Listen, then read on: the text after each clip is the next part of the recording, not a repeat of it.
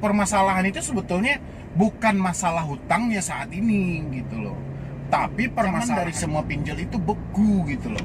Bekunya itu cara pengancaman mereka, meskipun banyak model, banyak cara, yang membedakan satu berlindung di balik undang-undang OJK karena mereka mendapatkan izin, ya. Yang satunya tidak, yang satunya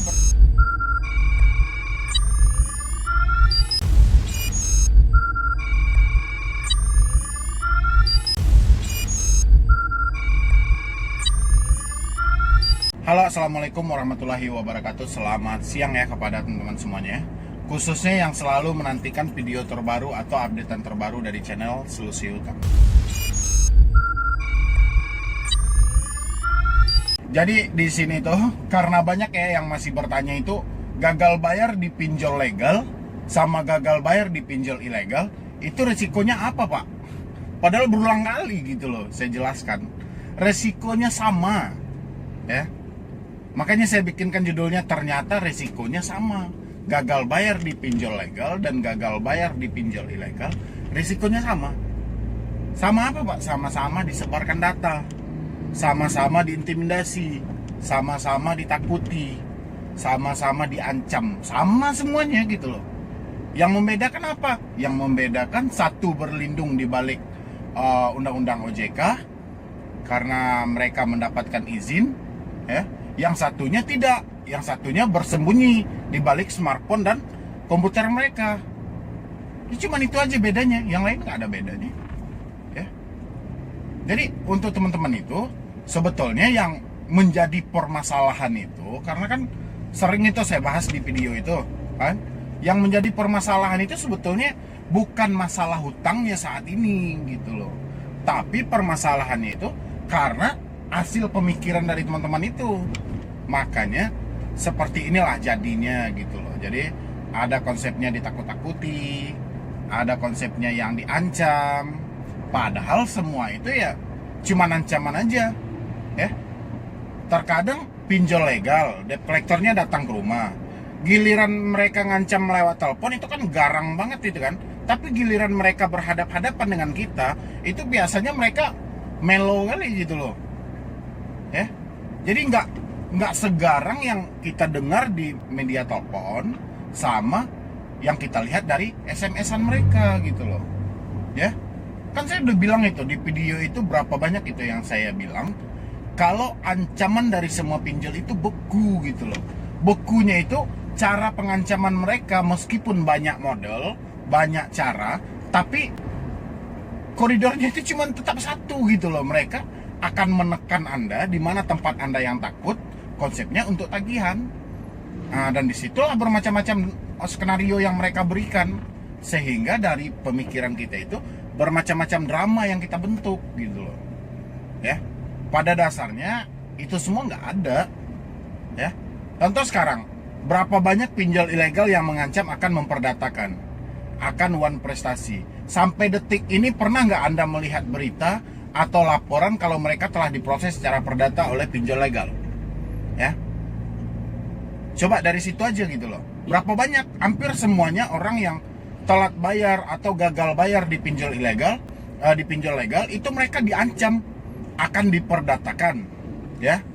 Pokoknya bermacam-macam lah, karena mereka bilang semua data lengkap sama kami dan Anda siap-siap aja.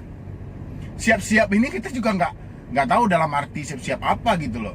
Ada juga yang secara terang-terangan bahwa kami akan mempermasalahkan ini secara perdata. Ada juga debt collector yang terang-terangan gitu loh. Tapi ancaman mereka itu beku. Tidak pernah sampai detik ini itu terjadi bahwa debitur yang gagal bayar di pinjol legal itu diproses secara perdata. Ada nggak media yang menyatakan, atau ada nggak wartawan yang meliput, ada nggak berita yang membikinkan di internet itu? Nggak ada kan? Jadi konsep ini cuman ancaman aja. Makanya hal yang paling saat ini, yang paling terberat saat ini adalah memberi solusi terhadap pola pikir teman-teman itu. Itulah yang sulit saat ini, memberikan solusinya itu. Bukan masalah, kalau untuk masalah hutang ya konsepnya saat ini kita tidak mampu bayar karena adanya pandemi saat ini. Ya udah, ya cuman itu aja kan. Kalau mereka menerapkan resikonya, kalau kata OJK namanya akan dimasukkan ke dalam daftar debitur yang macet gitu ya, atau bermasalah dalam pembayaran kreditnya. Kan cuman itu aja gitu loh ya. Tapi kalau teman-teman tanya, Pak, gagal bayar di pinjol legal bisa dipidana nggak? Bisa dipenjara nggak? Dasarnya gitu loh, dasarnya saya nggak nemukan dari teman-teman itu, saya nggak nemukan. Saya berusaha itu mempelajari dari mana nih orang ini bisa diambil sisi pidananya.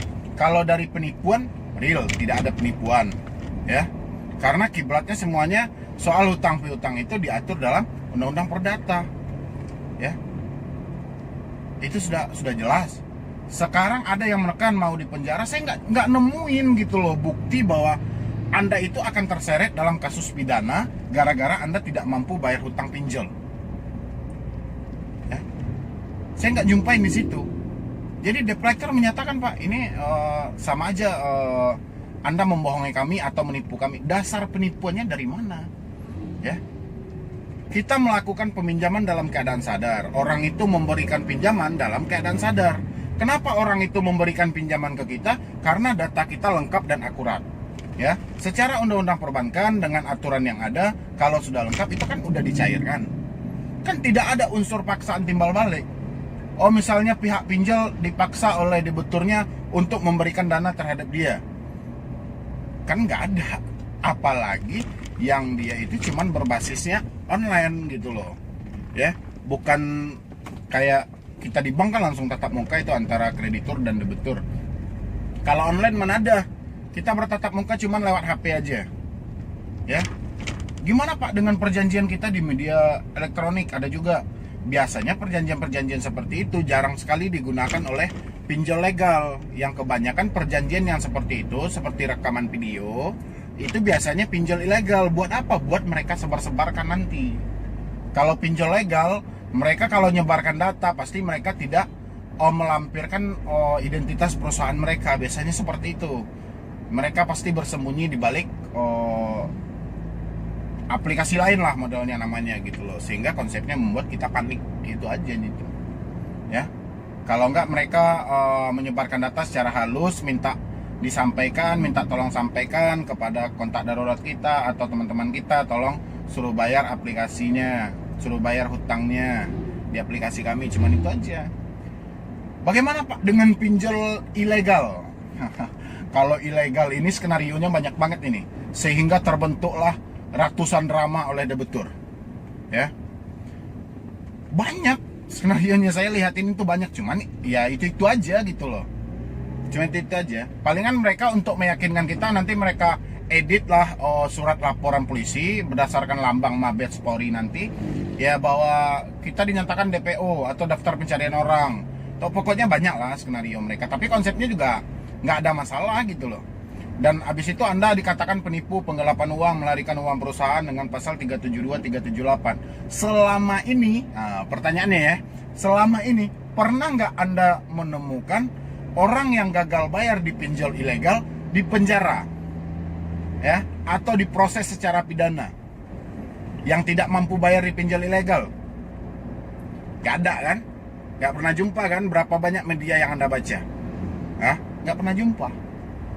Dan bahkan ada pun beberapa kasus yang orang yang melaporkan langsung dari pihak debitur nih, contoh yang kayak viral kemarin itu rela digilir, dan mereka melaporkan salah satu dari aplikasi. Sampai detik ini ketemu nggak orangnya yang menyebarkan data dia? Nggak kan? Nggak muncul juga mereka kan? Kalau mereka benar-benar di posisi yang benar, otomatis mereka muncul dong, debt collector itu. Karena mereka tidak benar, makanya mereka tidak berani muncul lengkap dengan bos-bos yang punya pinjol ilegal itu. Jadi Anda ngapain takut gitu loh? Apalagi di tengah krisis ekonomi saat ini. Ukurannya Anda itu nggak perlu takut, tidak perlu cemas. Tidak ada, konsepnya tidak ada. Sekarang ini jalannya cuma ada dua. Ada uang bayar, nggak ada uang yaudah nggak usah bayar. Simple aja kan? Apalagi di tengah pandemik saat ini. Yang kita butuhkan adalah saat ini bertahan untuk hidup, karena kita belum tahu nih, kalau prediksi dari Bapak Presiden kemungkinan tingkat tertingginya di bulan Juni atau Juli ya. Sekarang aja baru April, Mei, Juni, Juli, masih ada 3 bulan ya. Bayangin kalau Juni dan Juli tidak tuntas, kayak mana? Harus ditambah lagi sampai Agustus September. Ada 5 bulan Anda harus bertahan hidup, ya. Karena kita juga nggak tahu ini kiblat dari corona sendiri ini sejauh mana sih, kita juga nggak tahu, nggak ada info pasti seperti apa. Kita juga nggak tahu. Saat ini kita diatur oleh pemerintah untuk menjalankan yang seperti ini, kita jalankan aja, ya. Sekarang kita juga nggak tahu, Anda pun juga udah nggak tahu harus mengadu kemana. Saat ini Anda juga nggak tahu, ya. Melapor ke OJK nggak tahu kapan mau ditanggapi. Berapa puluh juta orang yang melapor, ya. Melapor ke pihak kepolisian, kita nggak tahu siapa yang mau dilaporkan, siapa nama debt collectornya, apa nama aplikasinya. Oke lah, nama aplikasinya kita tahu, di mana kantornya, di mana orang yang kita laporkan ini, kita nggak tahu gitu loh. Jadi bukannya mudah oleh polisi untuk menemukan orang ini, butuh proses, butuh tahapan, butuh untuk mencari informasi detailnya. Makanya Anda kesulitan ketika membuat pengaduan ke kantor polisi. Karena apa? Karena tidak ada bukti siapa yang mau Anda laporkan, cuma nama aplikasi aja gitu loh, ya. Habis itu Anda mau mengadu kemana lagi, ya? Gak ada jalannya itu mengadu, nggak ada. Cuman adanya itu ruang pengaduan aja, tapi ditanggapin atau enggaknya ya udah gitu loh. OJK memberikan nih link buat pengaduan, ya udah mengadu aja lah di situ. Tapi ditanggapi atau tidak juga nantilah urusannya gitu aja, ya. Karena berapa kali orang itu, berapa banyak orang yang mengadu di situ, ada kan? Makanya saya bilangin seperti di judul video saya, ancaman pinjol legal dan pinjol ilegal ternyata sama, ya, hampir sama. Jadi nggak ada bedanya. Yang membedakan cuma satu berlindung di balik izinnya, yang satu lagi berlindung di balik smartphone dan komputernya. Ya cuma itu aja.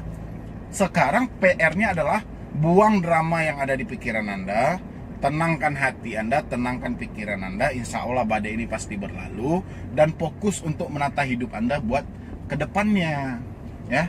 Jangan biarkan diri Anda tersiksa, jangan biarkan diri Anda makin hancur. Pokoknya perbaiki di mana kesalahan Anda dulu, perbaiki, dan anggap aja ini menjadikan suatu pengalaman dalam hidup Anda supaya Anda bisa lebih baik lagi daripada hari ini, ya.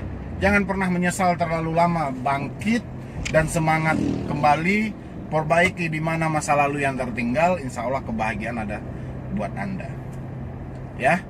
Pokoknya untuk teman-teman yang bertanya ke saya, kurang lebih jawabannya seperti itu. Jadi makanya saya simpulkan, ternyata ancaman dari pinjol legal dan pinjol ilegal itu sama. Cuman bedanya yang satu berlindung di balik izinnya, yang satu tidak, ya. Pokoknya mau Anda diancam, misalnya kayak saya nih, saya bikin video kan selalu dalam mobil, terus tiba-tiba kan debt collector juga ada itu, bikin video, orangnya nggak pernah kita nampak, ini orangnya selalu menghadap ke depan ini. Kalau nggak dia rekam jalan ini, ya tunggu ya, kami menuju ke rumah Anda. Itu ancaman sudah lama. Ditambah lagi ada orang yang lagi mediasi di rumah, entah nanda tangan surat apa, nanti juga dikirim buat Anda, buat nakut-nakuti. Itu juga udah lama ancaman-ancaman seperti itu, ya. Sekarang itu yang tinggal diperbaiki adalah kayak mana Anda bisa normal lagi, hidup Anda lebih baik lagi. Pokoknya abaikan semua yang telah terjadi. Pokoknya jangan Anda pernah menoleh lagi ke pinjol itu. Seperti apapun nanti hidup Anda, seperti apapun susahnya hidup Anda, yang penting jangan pernah minjam lagi di pinjol, ya. Semakin Anda minjam di pinjol, semakin ada bunga dan keuntungan yang mereka dapat, dan makin berjamur. Dan saudara-saudara kita yang lainnya yang ukuran tidak terjebak di pinjol jadi terjebak. Karena apa? Karena Anda selalu meminjam di situ, dan hasil dari pinjaman Anda, hasil dari bunga Anda akan dibagikan ke saudara-saudara kita yang tidak mengetahui. Jadi makin banyak yang terjebak gitu. Jadi kita mengatasi, kalau bisa jangan ada yang terjebak lagi di pinjol, baik yang legal maupun ilegal, ya. Dan sekarang itu para pinjol-pinjol itu berlomba-lomba mengejar pokok yang Anda terima, ya. Kenapa? Karena di tengah krisis saat ini mereka sudah tahu dampak ekonomi masyarakat, mereka sudah tahu itu, dan masyarakat tidak akan mampu untuk menutupi semua hutangnya. Makanya dia sekarang ini cuma mengejar pokoknya aja, ya. Mungkin dari teman-teman semuanya itu pernah dapat penawaran SMS dari debt collector, kami akan hilangkan bunganya 100%, dendanya 100%, sekarang bayar aja pokoknya. Kenapa? Karena mereka biarlah tidak untung daripada rugi total, Nah, itulah saat ini. Tapi semuanya keputusan ada di tangan Anda, ya. Kalau memang Anda mampu, silahkan balikan pokok yang Anda terima. Tapi kalau tidak mampu, ya udah, tahan aja dulu, fokus ke kehidupan Anda aja, ya. Nanti kalau suasananya sudah aman dan Anda rasanya masih ingin menyelesaikan karena itu adalah masalah Anda, ya silahkan, ya. Yang penting saat ini pertanyaan yang Anda tanyakan ke saya, gagal bayar di pinjol legal, gagal bayar di pinjol ilegal, ternyata hasilnya sama, ya. Mungkin cuman itu dulu yang dapat saya sampaikan. Terlebih dan terkurangnya saya mohon maaf. Nanti bagi teman-teman semuanya yang mau berdiskusi atau konsultasi sama saya, bisa ambil nomor saya yang ada di deskripsi, ya. Nanti saya munculkan di situ.